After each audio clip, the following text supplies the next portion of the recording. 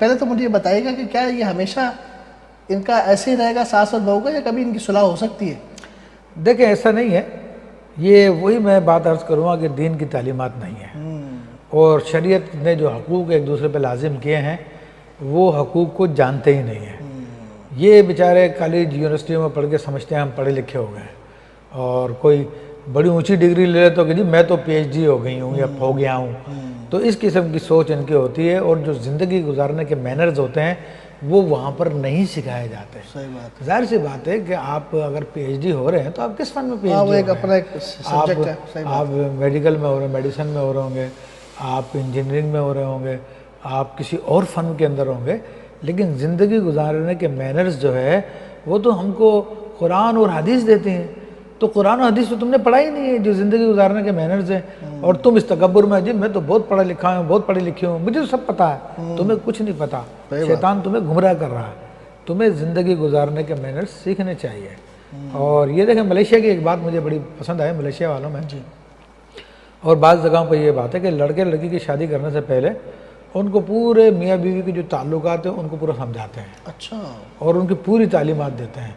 تو اس کی وجہ سے دنیا میں سب سے کم طلاق کا ریشیو جو انڈونیشیا میں ہے، تو وہاں پر یہ تعلیم دی جاتی ہے۔ اب ہمارے یہاں پہ کوئی تعلیم نہیں پتہ ہی نہیں ہے۔ صحیح بات ہے، کوئی سکھایا نہیں جاتا۔ بالکل نہیں پتہ۔ تو ساس بہو کا جھگڑا ان جگہوں پہ ہوتا ہے کہ جہاں پر دین کی تعلیمات ان کے پاس نہ ہوں، لیکن اپنے آپ کو سمجھتے ہیں ہم بہت پڑھے لکھے ہیں، ہمیں تو بہت معلومات ہیں۔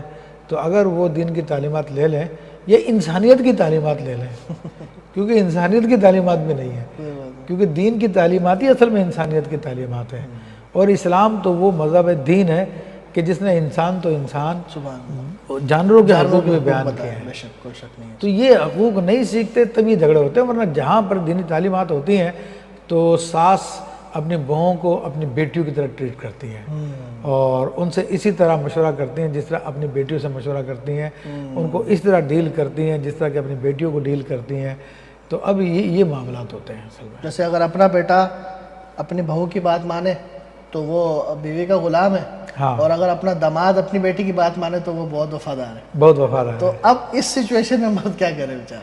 ہاں نہیں، اس سچویشن میں تو دیکھیں یہ ہے کہ حکمت عملی سے کام لینا پڑتا ہے، کیونکہ مسئلہ کیا ہے کہ دین کی تعلیم ان کو سکھانا اس کے بس میں نہیں ہے، تو اس میں جس قدر حکمت عملی سے کام لے کے کام چلا سکتا ہے، اور اس میں جو ہے میاں بیوی کی انڈرسٹینڈنگ بڑا کردار ادا کرتی ہے۔ اچھا، ہاں، کیونکہ بعض عورتوں کو فطرتاً یہ عادت ہوتی ہے کہ بہوؤں کو رگڑا جائے، اچھا، بہو کو خوب کھینچا جائے، کیونکہ وہ بھی رگڑے کھا کے آئی ہوتی ہیں، وہ اپنا بدلہ لے تو اب وہ اپنا بدلہ لے رہی ہوتی ہیں۔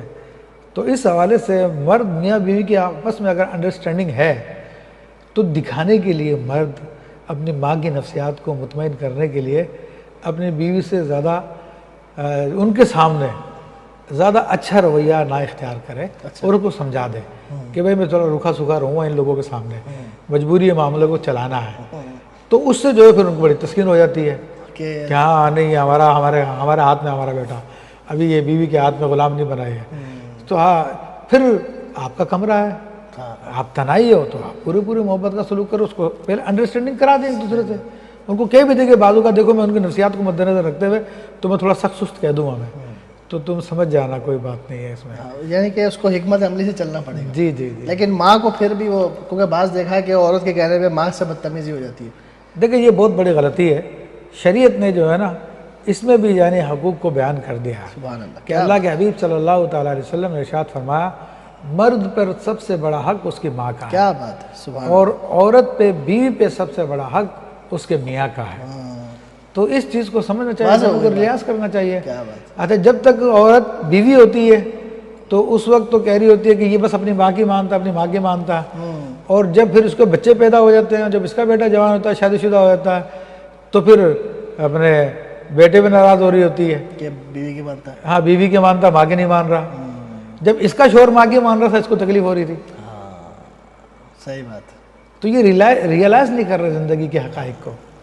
اللہ تعالیٰ عقل کی سمجھنے کی توفیق عطا فرمائے، ہم سب کو عقل عطا فرمائے۔ ناظرین محترم، بہت ہی نازک ٹاپک ہے یہ، اور اگر ہم غور سے اس کو بنظر عمیق دیکھیں، غور کریں، تو ہماری غلطیاں ہیں چھوٹی چھوٹی کہ جس وجہ سے گھروں کے اندر جو ہے وہ جھگڑے اور یہ دیگر معاملات ہیں، اگر قرآن و سنت پر عمل ہو اور آقا کریم صلی اللہ علیہ وآلہ وسلم کے فرامین پر عمل ہو اور جو شریعت مطہرہ نے تعلیمات دی ہیں اگر اس کے مطابق زندگی کو چلایا جائے تو جس طرح استاد سے محترم فرما رہے ہیں بالکل آسان ہو جاتا ہے رہنا۔